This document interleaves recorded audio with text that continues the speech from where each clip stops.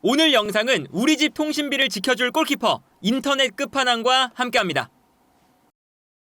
아스톤빌라전에서 손흥민 선수가 손흥민 선수답지 않은 효율적이지 못한 모습을 보여줬는데, 일단 기록을 보면 팀 내에서 가장 높은 골 기대값을 기록했습니다. 골 기대값이 0.5였고요. 슈팅도 토트넘 내에서 가장 많이 때렸어요. 3번 때렸고, 그런데 결정적인 찬스를 한 번 놓쳤고요. 그리고 득점도 결국에는 기록하지 못했었죠. 이 장면이 손흥민 선수가 결정적인 찬스를 놓치는 장면이었는데, 아스톤빌라가 기본적으로는 라인을 높여서 굉장히 공격적인 압박을 하는 팀이잖아요. 그러다 보니까 아스톤빌라가 순간적으로 라인을 올리는 순간 뒷공간으로 무어가 뛰어들어갔고요. 뛰어들어가는 무어를 향해서 패스가 들어갑니다. 그리고 무어가 이 패스를 받아서 뒷공간을 완벽하게 무너뜨리는 장면이었거든요. 그 다음에 중앙에서는 손흥민 선수가 뛰어들어가는 장면이었어요. 그리고 여기서 이제 무어가 손흥민에게 패스, 그리고 손흥민이 받아서 슈팅을 하는 장면이었는데, 여기서 에밀리아노 마르티네스가 이 모습을 보고 손흥민의 슈팅 방향을 어느 정도는 좀 예측을 하는 모습이 있었죠. 그러다 보니까 손흥민 선수가 요 바로 앞 공간에서 볼을 받아서 슈팅을 하는데, 에밀리아노 마르티네스가 손흥민의 슈팅 코스를 읽고 몸을 날립니다. 그래서 이 결정적인 찬스를 손흥민 선수가 슈팅을 했는데 에밀리아노 마르티네스의 선방에 막혀서 득점이 안 되는 장면이었거든요. 이 장면을 보면 손흥민이 원톱으로 나왔을 때의 장점을 일단은 볼 수가 있습니다. 손흥민 선수가 상대의 수비 라인이 올라왔을 때 순간적으로 수비 뒷공간이 무너지는 순간 중앙에서 빠르게 뛰어들어가면서 상대 수비수들보다 먼저 패스를 받을 수 있는 공간에 위치를 한다. 이게 손흥민의 장점이잖아요. 그러다 보니까 박스 안으로 들어가서 상대 수비수가 따라오기 전에 먼저 뛰어들어갔어요. 그리고 이 과정에서 콘사가 손흥민을 따라가다가 여기서 햄스트링 부상을 당했었죠. 이런 모습을 보면 손흥민의 움직임 자체가 어느 정도는 좋은 모습이 있었지만 결국에는 손흥민답지 않은 결정력을 보여주면서 이 절호의 찬스를 일단 놓치는 장면이 있었고요. 이 장면도 약간 아쉬운 장면이었죠. 이 장면은 포로가 측면을 무너뜨리면서 순간적으로 박스 안으로 컷백을 하는 장면인데, 이 컷백을 할 때 앞쪽에서 비수마, 베리발 이런 선수들이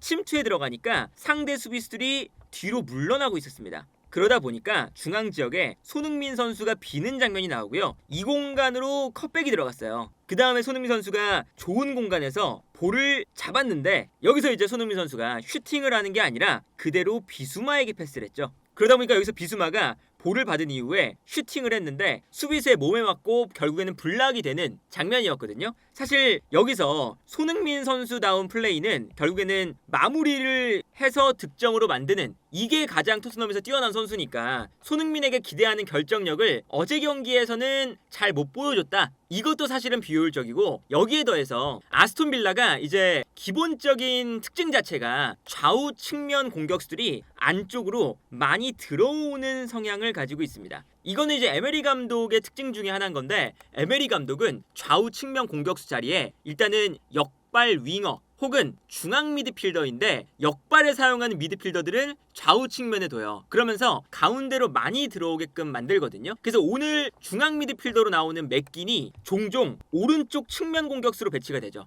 왼발을 쓰는 중앙 미드필더니까 맥긴이 오른쪽에 있다가 가운데로 들어와서 중원 싸움을 도와주는 이런 역할을 맡는 거거든요. 그래서 오늘 경기 램지도 마찬가지로 램지가 왼쪽에 있지만 중앙 미드필더에 또 가까운 선수니까 램지가 가운데로 들어와서 중앙 싸움에 도움을 주고, 그리고 상황에 따라서는 베일리가 왼발을 쓰니까 가운데로 좀 들어온단 말이죠. 그렇기 때문에 일단 아스톤 빌라가 후방에서 볼을 가지고 있을 때 여기서 이제 빌드업을 하는 순간 가운데 지역에 선수가 굉장히 많아지는 특성을 가지고 있습니다. 그래서 토트넘이 일단은 수비를 할 때 여기서 손흥민이 최전방에 있고요. 쿨루셉스키가 맥긴, 베리발이 틸레망스, 그리고 벤탄쿠르가 로저스를 압박을 했어요. 그리고 여기서 램지나 베일리 같은 선수가 가운데로 들어오기 때문에 이 사이사이 공간으로 선수들이 좀 들어오는 거거든요. 그런데 여기서 손흥민 선수가 어떤 형태를 취했냐면 앞에서 달려드는 수비를 많이 했습니다. 그런데 여기서 토트넘이 일단 팀적으로도 준비가 안 됐던 게 기다리는 수비를 할 건지 아니면 손흥민이 달려갈 때 같이 함께 달려 들어가는 수비를 할 건지 이 선택을 굉장히 못했었죠. 그러다 보니까 앞에서 손흥민은 경기 시작부터 달려드는 수비를 하는데 손흥민만 달려들고 마티스텔이라던가 무어 이런 선수들이 뒤쪽에서 가운데를 지키고 있는 수비를 했거든요. 그러다 보니까 앞쪽에서 콘사, 카마라, 가르시아 그리고 왼쪽에 디뉴 이런 선수들이 다 비어있는 장면에서 손흥민만 계속 달려들고 그러면 수비는 비어있는 공간으로 패스 또 달려들고 왼쪽으로 패스하면 또 달려들고 백패스를 하면 백패스를 하는 대로 또 달려드는 앞쪽에서 손흥민만 여기서 왔다 갔다 하는 장면이 나온 거예요. 근데 여기서 손흥민 선수가 다 같이 달려들 게 아니면 자리를 지키면서 상대가 가운데 지역에 선수를 많이 배치를 하니까 좁은 간격을 만들면서 상대가 이 안쪽으로 패스를 보내주지 못하게끔 수비 블럭을 만들고 있어야 하는 장면들도 있었는데 여기서 손흥민 선수가 일단은 달려드는 수비를 한 거죠. 그럼 달려드는 순간 일단 공간이 조금씩 나기 시작을 하는 겁니다. 그래서 예를 들면 여기 손흥민 선수가 먼저 달려들어요. 그러면 기본적으로 손흥민이 달려드는 순간 반대편에 누군가 뛰어들어가야 되는 선수가 있는데 아무도 뛰어들어가지 않으니까 편안하게 아스톤 빌라는 이 공간으로 패스를 합니다. 그럼 탈압박이 돼서 올라오니까 앞쪽에서 손흥민이 기다리고 있었다면 여기서 센터백을 압박할 텐데 이미 압박을 들어간 상태니까 유유히 나오는 거죠. 그러면 여기서 이제 어떤 문제가 생기냐? 한 명이 자유로운 상태가 되니까 여기서 중앙 미드필더 중에 한 명이 달려나오는 수비수를 향해 달려들면 이때 중앙 미드필더에게 공간이 발생을 하고요. 반대로 측면에 있는 선수가 가운데로 또 들어오면 측면에 또 공간이 발생을 하고요. 그래서 측면에 있는 선수가 또 달려나가면 중앙에 있던 선수가 측면으로 나가면서 또 공간이 나오는 이렇게 도미노 현상이 계속 발생을 했어요. 그러니까 손흥민 선수가 수비 블럭을 만들다가 앞에서 혼자 뛰어나가다 보니까 혼자 뛰어나가면서 수비의 블럭 자체가 하나하나씩 열리는 그런 장면이 나타난 거거든요. 근데 이게 팀적으로 포스테콜루 감독이 너무 준비가 안 됐다는 게 손흥민 선수가 저렇게 혼자 달려갈 리가 없잖아요. 그러면 경기 시작 전에 손흥민을 필두로 다 같이 압박을 향해서 올라오는 것이 준비가 됐었는지 아니면 지키는 수비를 하려고 했었는지 이것 자체가 굉장히 명확하지 않은 거죠. 손흥민이 예를 들어 콘사가 볼을 잡을 때 달려들었다면 이때 반대편 측면을 막아주기 위해서 무어가 가운데로 들어오고 그러면 디뉴가 공간이 발생하니까 포로가 올라오거나 아니면 베리발이 측면으로 나갈 때 포로가 가운데로 들어오거나 그리고 이때 비는 왼쪽 측면은 단소가 나가면서 순간적으로 1대1로 압박이 되는 이런 상황을 만들거나 다 같이 올라와서 손흥민이 달려들 때 옆의 공간을 한 명 한 명씩 다 채워주는 형태가 돼야 되는데 이런 채워주는 플레이가 안 나온 거예요. 그래서 예를 들면 이 장면을 보면 손흥민이 수비수에게 달려듭니다. 그러니까 수비수는 편안하게 백패스를 해요. 그리고 백패스를 하니까 손흥민 선수가 다시금 골키퍼에게 달려들어요. 그러면 손흥민 선수가 앞쪽에서 또 스프린트를 하면서 골키퍼에게 달려가는데 반대편에 같이 올라와주는 선수가 없어서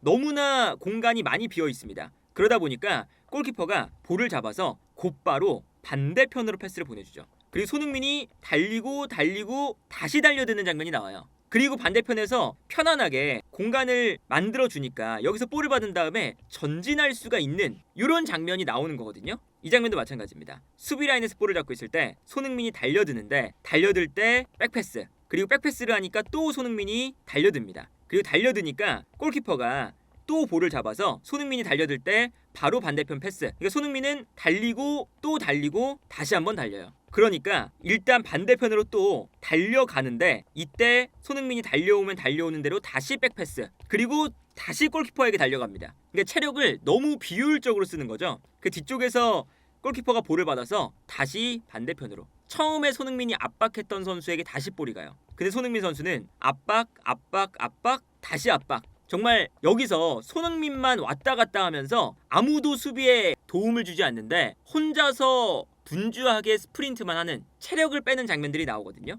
그리고 여기서 공간이 나오니까 편안하게 안쪽에서 볼을 잡고 그러다 보니까 결국에는 손흥민을 도와주겠다고 미드필더 라인에서 있던 쿨루셉스키가 달려 나옵니다. 그러면 쿨루셉스키가 막던 선수가 이제 비어있는 상태가 되는 거죠. 그러다 보니까 이 다음 장면은 일단 측면으로 패스가 나가고요. 이때 무어가 측면으로 패스를 따라가요. 근데 쿨루셉스키가 이미 중앙에서 이 선수를 버리고 앞쪽으로 압박을 갔잖아요. 그러다 보니까 가운데 있는 쿨루셉스키가 원래 마크해야 되는 선수가 이 모습을 보고 측면으로 달려나가기 시작합니다. 그리고 이 공간으로 패스가 들어가면서 완벽한 아스톤 빌라가 탈압박이 되는 거죠.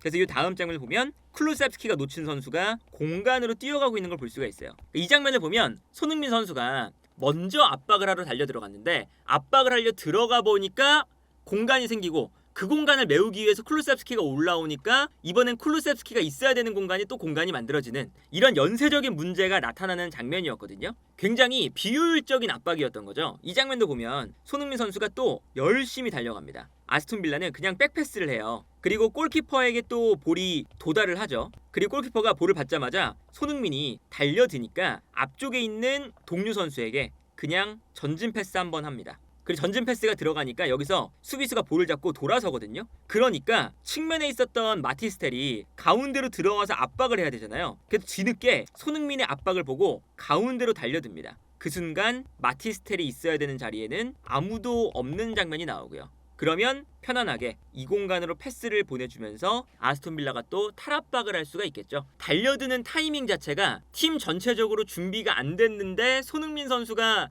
혼자 튀어나가는 장면들이 꽤 많이 나왔어요. 특히나 지난 경기에서 너무할 정도로 많이 나왔는데 이거는 손흥민 선수의 체력도 어쨌든 세이브를 해놨다가 공격을 할 때 써야 되는데 너무 혼자서 스프린트를 해서 압박을 하러 달려드니까 그러니까 손흥민의 체력도 금방금방 감소를 하게 되고 그리고 같이 달려나오지 않으니까 손흥민만 달려나올 때 수비 블럭이 손흥민의 연결고리가 깨지니까 이 공간에서 공간이 나고 이 공간을 메우기 위해서 다른 선수가 또 메워주고 그러면 또 공간이 나는 이런 연쇄적인 문제가 발생을 했던 거죠. 그래서 실점을 할 때도 이 장면을 보면 손흥민 선수가 압박을 하고 백패스를 하니까 또 압박을 해요. 그러니까 여기가 또 공간이 많이 나잖아요. 그래서 편안하게 이 공간으로 패스를 줄 수 있는 상황이에요. 그러다 보니까 이 다음 장면을 보면 무어가 측면에 있다가 가운데로 열심히 달려 들어와서 가운데 있는 선수를 마크하기 위해 움직입니다. 그러다 보니까 오히려 측면 공간이 나는 거예요. 측면으로 패스, 왼쪽 측면으로 볼이 전개가 됩니다. 근데 왼쪽 측면으로 볼이 전개가 되니까 무어가 가운데로 들어와 있다가 측면으로 나가는 와중에 이미 한 발 늦었다 보니까 포로가 달려나오면서 무어의 공간을 도와주고요. 클루셉스키도 무어의 공간을 순간적으로 달려가면서 도와주려고 해요. 근데 특히나 클루셉스키가 또 중원을 비우고 나오니까 중앙 지역에 틸레망스가 또다시 자유로워지는 거죠. 그래서 다른 각도로 보면 이런 장면입니다. 측면에서 아스톤 빌라의 선수가 볼을 가지고 올라올 때 클루셉스키가 이 선수를 향해 달려드는 순간 가운데 지역에 비어있는 공간이 발생을 하고요. 이 공간으로 패스를 보내주면서 탈압박이 됩니다. 그리고 중앙 지역에서 볼을 잡고 돌아서는 순간 재밌는 건 뭐냐면 중원에서 열리니까 계속 연쇄적으로 공간이 발생을 해요. 이 장면도 클루셉스키가 달려나가면서 수비를 하니까 클루셉스키의 공간을 막기 위해 베리발이 오른쪽으로 움직이고 그러니까 또 공간이 나요. 그래서 이 공간으로 편안하게 패스 그리고 가운데 있는 선수가 또 볼을 잡은 다음에 돌아서니까 어떤 문제가 발생하냐면 돌아섰을 때 측면에서 아까 포로가 달려나가는 수비를 했잖아요. 그러다 보니까 돌아오는 속도가 또 늦어요. 그래서 중원에 있는 벤탄쿠르가 측면으로 나가 있었죠. 그러다 보니까 안쪽에 아무도 없는 장면이 나오고요. 그리고 여기에 더해서 측면에서 도니 말렌이 수비수를 가운데로 끌고 들어오니까 이때 요 공간도 비게 됩니다. 그래서 안쪽으로 공격수가 달려들면서 단소를 끌어당기니까 포로가 올라갔다가 복귀가 늦는 상황에서 측면 공간으로 뛰는 램지가 있고요. 이 공간으로 이제 패스가 들어가면서 측면 공간이 완전히 무너지는 거죠. 그러면서 정말 순차적으로 측면이 무너지면서 여기서 이제 실점을 허용했었죠. 그러다 보니까 이런 장면을 보면 손흥민 선수가 그리고 토트넘이 오늘은 매우 비효율적인 전방 압박을 하는 날이었다. 그리고 사실은 손흥민과 마티스텔의 자리를 바꿀 때도 마찬가지였어요. 자리를 바꾸니까 이번에는 마티스텔이 또 손흥민 선수처럼 혼자 튀어나가면서 뒤에 공간을 또 만드는 장면들이 많았었거든요. 이제 그런 걸 보면 팀적으로 지금 최전방 공격수 자리가 달려나가면서 압박을 하는 역할을 포스테코글루 감독이 부여를 한 것 같은데 앞쪽에 있는 공격수만 달려나가고 뒤에 있는 선수들은 따라오질 않으니까 이 팀이 준비가 안 되어 있어서 압박이 무너진다. 그리고 손흥민 선수가 이런 스프린트를 경기 내내 하다 보니까 손흥민 선수가 임팩트를 발휘해야 될 때 안 나오는 모습이 또 나왔어요. 이 장면을 보면 클루셉스키가 볼을 잡자마자 원터치로 예술적으로 요 안쪽 공간으로 감아 때렸죠. 그러다 보니까 손흥민 선수가 이 모습을 보고 달려 들어갑니다. 상대 수비수보다 먼저 이 코스를 포착을 했고요. 손흥민이 먼저 달려 들어가고 쿨루셉스키의 패스도 손흥민이 달려나가는 방향으로 잘 왔어요. 그리고 이때 수비수가 손흥민을 따라가는 게 약간 늦었거든요. 손흥민은 이런 장면에서의 임팩트를 발휘해줘야 되는 선수인데 여기서 손흥민 선수가 약간은 멈칫하는 장면이 나오고 이때 수비수가 달려들면서 손흥민의 슈팅 각도를 막아서 손흥민이 슈팅을 할 때 블락을 하는, 그래서 손흥민 선수가 슈팅을 한 것이 보가드의 몸에 맞고 나가는 장면이 나왔었죠. 이런 걸 보면 손흥민 선수가 전방 압박을 할 때 체력을 조금 더 세이브를 하는 움직임을 했다면 저런 장면에서 조금 더 임팩트 있는 장면을 만들 수 있지 않았을까 하는 아쉬움이 나올 수밖에 없었다. 그래서 이번 아스톤 빌라전은 손흥민 선수가 정말 이상하리만큼 좀 안 좋은 플레이가 많이 나왔었고, 이제 최근의 경기들을 보면 손흥민 선수가 잘할 때 그래도 토트넘이 승리를 거두고 있어요. 결국에 해주는 건 손흥민이긴 하거든요. 이제 보시면 예를 들어서 브렌트포드와의 경기도 손흥민 선수가 2골을 다 만들어냈었고 엘프스보리전도 마찬가지고요. 위쪽에 있는 호펜하임전도 마찬가지예요. 반대로 손흥민 선수가 부진했던 경기들은 모두 패배가 되는 것을 볼 수가 있습니다. 그래서 결국에는 손흥민이 공격 포인트를 올리는 날, 손흥민이 컨디션이 좋은 날은 토트넘이 결국엔 승리를 거두거든요. 그러면 손흥민이 조금 더 효율적으로 플레이할 수 있게끔 뭔가 틀을 만들어줘야 되는데 그런 장면들을 포스테코글루 감독이 못 만드는 것도 매우 크다. 그래서 예를 들어서 손흥민 선수가 오늘 같은 경기는 3일 전에 리버풀과의 리그컵 4강 2차전이 있었으니까, 그리고 그 경기가 체력적으로 많이 힘든 경기였잖아요. 그러면 그 경기 이후에 3일 뒤에 펼쳐지는 경기면 손흥민이 이렇게 달려드는 압박을 하는 것보단 조금 더 체력을 세이브하는 움직임을 보여주면서 임팩트가 나와야 될 때만 힘을 쏟는 그런 장면을 포스테코글루 감독이 전술적으로 만들어야 되는데 리버풀전에 이미 체력을 뺀 상태에서 오늘 경기도 달려드는 수비를 해야 된다라고 하니까 손흥민 선수도 체력적으로 많이 지쳐있고, 그리고 손흥민의 장점이라고 할 수 있는 몇 안 되는 기회를 득점으로 전환하는 이 효율적인 움직임들이 안 나오는 경기가 아니었나 싶습니다.